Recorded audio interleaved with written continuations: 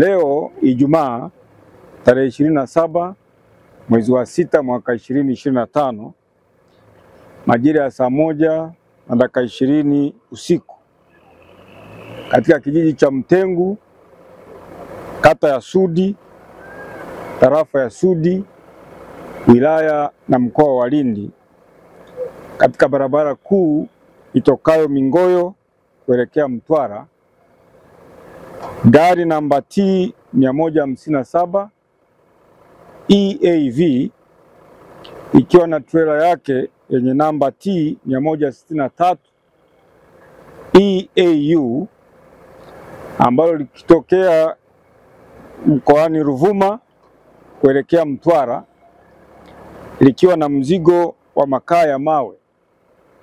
Lilipofika maeneo haya ya Mtegu, liliacha njia upande wa kulia mwa barabara, likafika mahali ambako kulikuwa na wananchi idadi yao zaidi ya 10 wakiwa wamekaa nje ya nyumba yao, na hapo jirani ya nyumba kulikuwa na kibanda cha biashara, likasababisha vifo kwa wananchi 4, na kati ya hao waliofariki wanaume ni 2 na wanawake ni 2.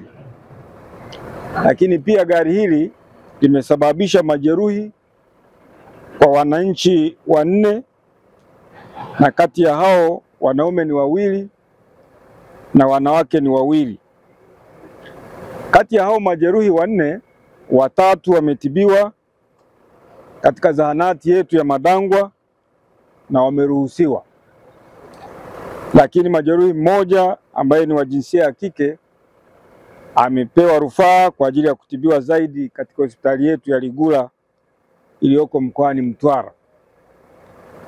Dereva wa gari hili amekimbia baada ya kusababisha ajali hii, na jeshi la polisi linaendelea kumtafuta popote alipo.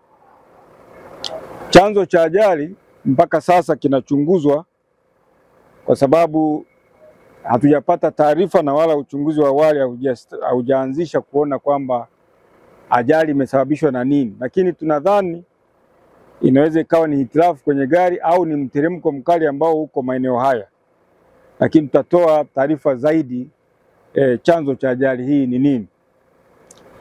Jeshi la polisi linatoa wito kwa watumiaji wa barabara na hasa madereva kuhakikisha kwamba wanazingatia sheria za usalama barabarani ili kuepusha madhara kwa wananchi kama haya yaliyotokea katika eneo letu la Mtengu.